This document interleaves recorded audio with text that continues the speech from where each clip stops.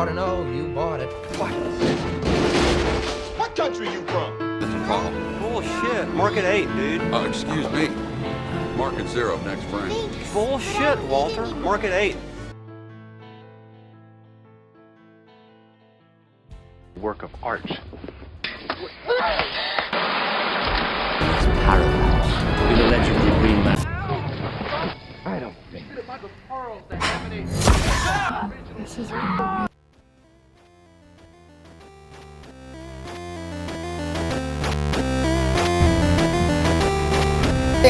It makes Street Fighter look like My Little Pony. You know,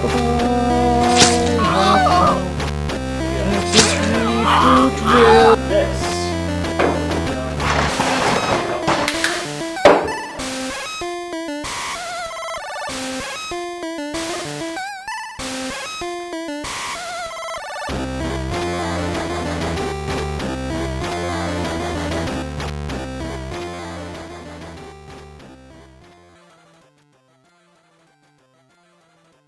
Hello viewers, 8-Bit Taiga here. Now, you guys are in for a treat. With the new Fantastic Four movie being rated worse than most of the worst movies in history to date, I thought it'd be fun to review one of the somewhat better Fantastic Four movies. But none of the Fantastic Four movies of the 2000s, but the 1994 one that no one wants you to know about. Or remember. So sit back, get comfortable, and enjoy a review of Roger Corman's $1 Million Shit. We open up in a class taught by none other than Commandant Lassard, George Gaines, who really didn't deserve this on his IMDb page. Reed finishes the problem for the teacher, who is stumped on it, kinda like that line from the trailer that was never in the movie. Hit it. What's different now? Reed Richards. He knows answers to questions we don't even know to ask yet. In miles per second, if you prefer kilometers per second, then you get 299,000. 792.458. Thank you, Reed. You're welcome, sir. Also, if I may. Why is Reed fucking Richards in a classroom when he's the smartest bastard alive next to Tony Stark? Until the discovery of Colossus. Colossus? Isn't that name already taken by a Russian in the X-Men? I know you guys own the rights to them as well, but you don't have to take one of their names and slap it on something. That's what hurricanes are for. Bring your telescopes, bring your imaginations, and above all, have fun. I'm sure this movie is going to need a lot of that. That's it. Class dismissed. What, you're expecting me to take questions or something? Get the fuck out. I have a hooker coming in 5 minutes. This is the shortest orientation day of a class ever. After class, we meet with Victor Von Doom, played by Joseph Culp, who strangely looks like Benedict Cumberbatch. Cannot keep adjusting the primary angles of that prism quadrant. Of course I can. I have to. Your calculations fail to consider. So could we at least run a simulation? It'll make me feel better. All right. We have time. In the world of science!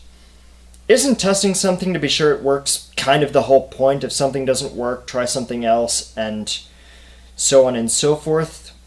Are you guys really that crunched for time? Okay, I'm guessing those two are going to be important later or something. Reed stops by Storm Boarding School, so Sue owns a boarding school. Okay. Just gotta go. Aren't you coming with us, Reed? No, Susan, listen, I'm sorry. I can't. I gotta get back to the lab. Whoa, whoa, whoa, whoa, whoa. You mean that lady isn't Susan? Why is that Susan so small? Why is Johnny a kid? Why are the Fantastic Four siblings little kids while Reed Richards is in college? What the fuck is going on? He's dreamy. It'd be nice if there wasn't such a huge age gap between us. What the fuck is the writer thinking? Reed and Victor go to their machine that was already built apparently, and kind of looks like a big satellite dish or something. But all I'm asking you to do is just factor in these revised estimates, will you? Revised estimates? That sounds like a very good variable to consider looking over. Updates are a good thing. No time. Colossus is here. Great! Is there only a specific length of time he can be here? Does he only come around so many years? If only the teacher didn't force us out of the classroom. I still had questions. Colossus, or a strobe light flashing in people's faces, finally arrives. This guy, who I'm guessing is Ben Grimm, sees that Reed is doing a thing and charges into the house. Picking up speed. It's not possible. How the fuck would you know? Have you done any of this shit before? You wouldn't have any idea what was or wasn't possible with this cosmic energy shit. I will not fail. I will not fail. You're persistent, I'll give you that, but you failed. There can be only one.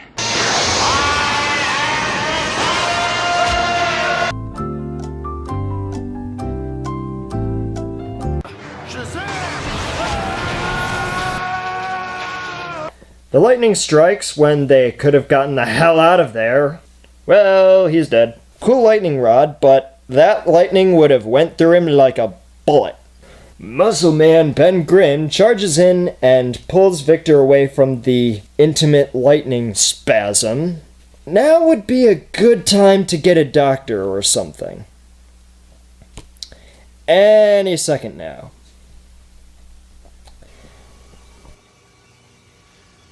I'll get help.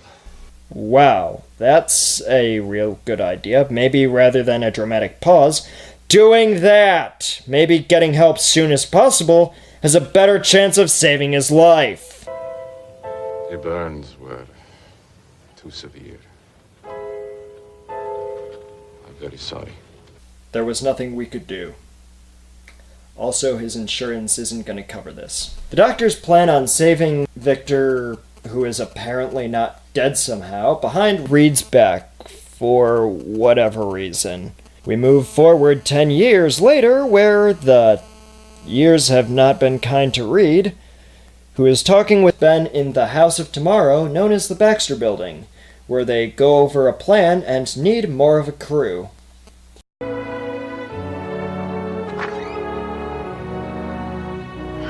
Hi, Mrs. Storm. Johnny and Susan go to outer space with us? Well, I don't know, dear. You'll have to ask them. Okay, Ben is really creepy. Also, the answer to a question like that is no! Mother of the Year? Wrong address. Ben, this is crazy. What do they know about astrophysics? Come on, they may not have Harvard diplomas, but they know more about this project than anyone else on Earth. Besides, you don't let them come, they will never forgive you.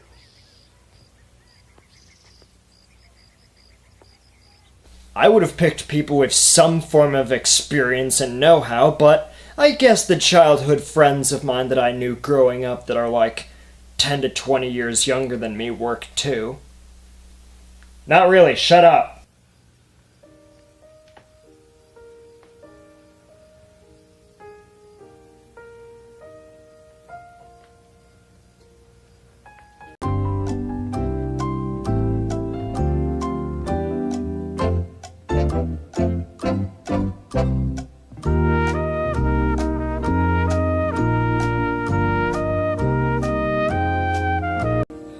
Yes, absolutely. Don't let anything happen to my babies. Oh please, when's the last time something dangerous ever happened to someone going into space? Okay, I take that back. Lady? They're not going to a prom with the theme of space. They're not going to a concert. They're not going to the Dairy Queen down the street. They're literally going into space! Where are we going? Where are we going? Hey, lady, where are we going? Where are we going? Let's go to space. I mean, seriously. Challenger, Apollo, 50% of things that ever go into space... Are you sure you are saying yes to this? Congratulations! You win Mother of the Year if you stay a mother after this adventure. Look at you. The Fantastic Four. Roll credits! Oh wait, that's their thing. But thanks for giving them the team name and for reminding us what we were watching. God knows I completely forgot and started thinking we were watching a fucked up romance story. We have a creepy sewer guy, and Ben knocks into a blind woman before lifting her off and back onto her feet. But the big guy needs to show off his strength or something. And by that look, it shows love at first feel, I guess. I'm in love. Uh-huh, great first impression. She likes me, I can tell. Good for you, Ben. Good for you. We see creepy sewer monkey and his tall friend again for a few seconds, then two other people who are clearly other bad guys because they work for His Highness, and one of them talks with that kind of voice that screams, "I'm a bad guy." It would displease His Highness. And we would not want to do that, would we? Reed takes out a big chunk of diamond stuff and goes into a monologue about how he feels about Victor's death and how this will show he didn't die in vain, when he could have just moved on or something. Remember he was too stubborn to take your new changes into consideration? If anything, he died by his own stupidity. I must go. But I'll be back with the most precious gift I can give you. Whatever you say, creepy Scrooge guy. Also, who the fuck are you? We will be ready to move in 1 hour, Your Highness. Not sure what's stopping you now.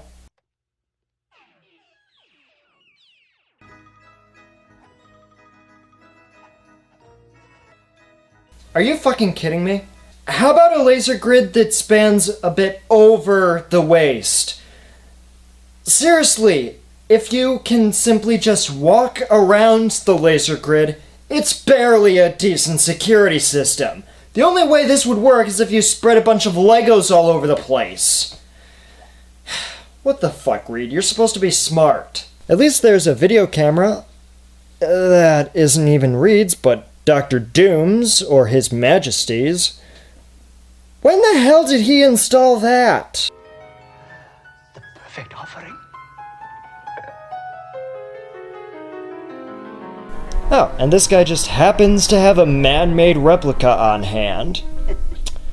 Okay. Also, you're planning on giving this special diamond to, yes, a lovely lady, but why not just give her the fake? She can barely tell the difference.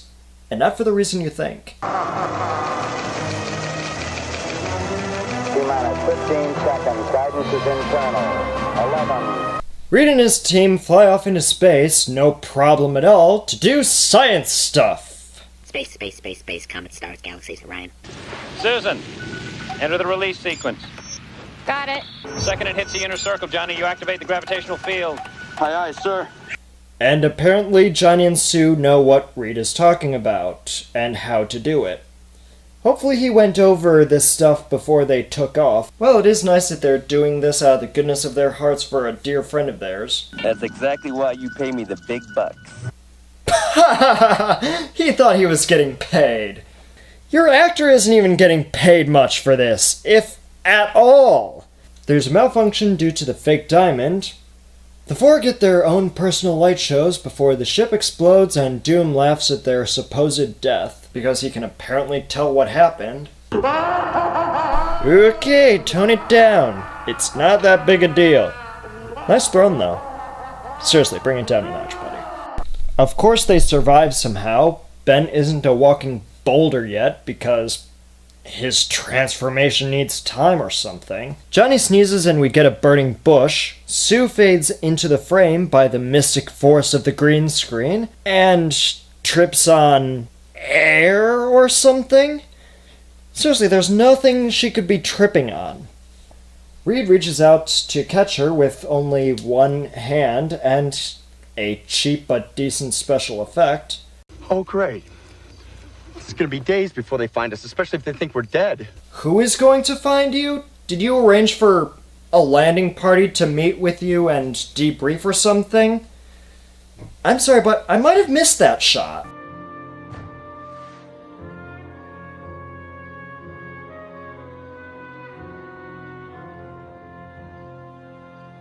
Later that night, Johnny freaks out about the situation because he didn't get it out of his system earlier. Johnny, you think you can keep that fire of yours going a little while longer? We might need it, pal. Oh my. Oh please, I had to use it at least once. Oh my. Shut up, Decay.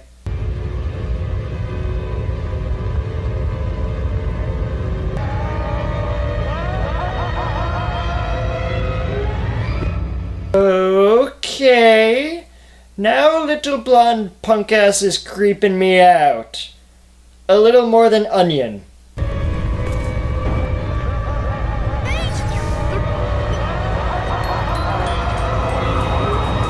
We get a closer look at Doom, and... Tony, you want to take this one? Shakespeare in the Park?